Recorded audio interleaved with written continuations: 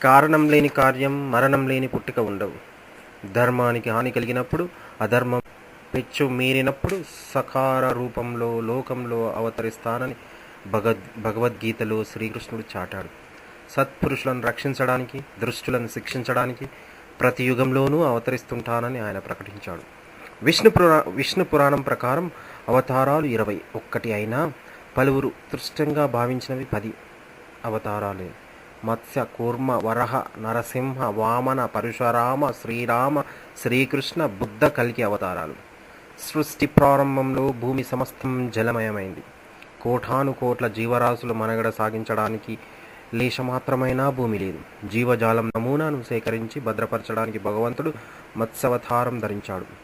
బ్రహ్మ నిద్రలో ఉండగా హయగ్రీవుడు అనే రాక్షసుడు వేదాల్ని అపహరిస్తాడు. వాణ్ణి శిక్షించి విజ్ఞానాన్ని సంరక్షించి భావితరాలకు అందించడం ఈ అవతారం 2వ లక్ష్యం. జీవ పరిమాణ క్రమంలో చేపలు మొదటి స్థానంలో ఉన్నాయి. అందుకే మత్స్యావతారం మొదటిది. దాని ద్వారా జంతుజాలంలో జలచరాలు పుట్టాయి. భగవంతుడి 2వ అవతారం కూర్మావతారం, అంటే తాబేలు రూపంలో ఆ శ్రీమన్నారాయణుడు అవతరిస్తాడు. క్షీరసాగర మదనం చేసేటప్పుడు మునిగిపోయిన మందర పర్వతాన్ని ఉద్ధరించడానికి ఆయన కూర్మావతారం ధరిస్తాడు. జీవ పరిమాణంలో చేపల తర్వాత అభివృద్ధి చెందినవి పాకే జీవులు, జంతువులు. హిరణ్యాక్షుడు భూమిని చుట్టగా చుట్టి రసాతలంలో పడేయడంలో వాణ్ణి తుదముత్తించడానికి భగవంతుడు వరవాహతారం దాల్చాడు. అనంతరం అభివృద్ధి చెందినవి క్షీరదాలు. వరహం ఆ కోవకు చెందింది. ఇది అవతారాల్లో 3వది.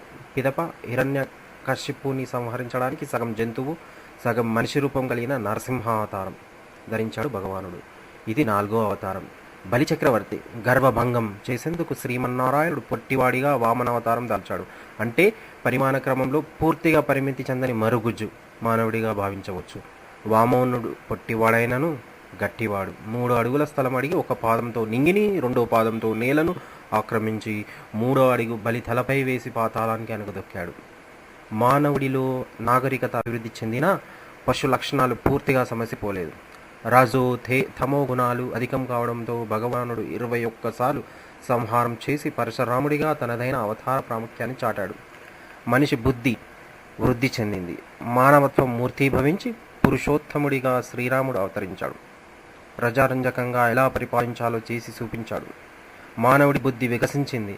భగవానుడు శ్రీకృష్ణుడిగా అద్భుతాలు ప్రదర్శించాడు. శత్రువును అణచడానికి ధర్మచక్రాన్ని ఎలా ప్రయోగించాలో చాటి చెప్పాడు. హింసతో సాధించేదే తాత్కాలిక ప్రయోజనమని, అన్ని యోగాలతో పాటు జ్ఞానయోగాన్ని మనిషి అనుష్ఠించాలని బుద్ధావతారం ధర్మ శ్రీమన్నారాయణ ఉపదేశించాడు. లౌకిక ఆనందాలు కలకాలం నిలిచేవి కావంటూ సత్వన్వేషి అయ్యాడు బుద్ధుడు. కలియుగంలో శాంతి ధర్మాలు నెలకొల్పడానికి భగవానుడు కల్కిగా అవతరిస్తాడంటాడు. 12 మంది అల్వార్లు, శ్రీమద్రామానుజాచార్యులు వంటి వారు శ్రీమన్నారాయణుడి అంశతో జన్మించిన వారు. లోక కళ్యాణమే వారి ధ్యేయం. సర్వమానవ శ్రేయస్సుఖం మహావీరుడు జగద్గురు శంకరాచార్యులు, గురునానక్, రామకృష్ణ పరమహంస, స్వామి వివేకానందుడు వంటి మహనీయులు ఎంతో కృషి చేశారు. వారందరూ అవతార పురుషులే. విఎస్ఆర్ మౌలి గారి రాసిన దానికి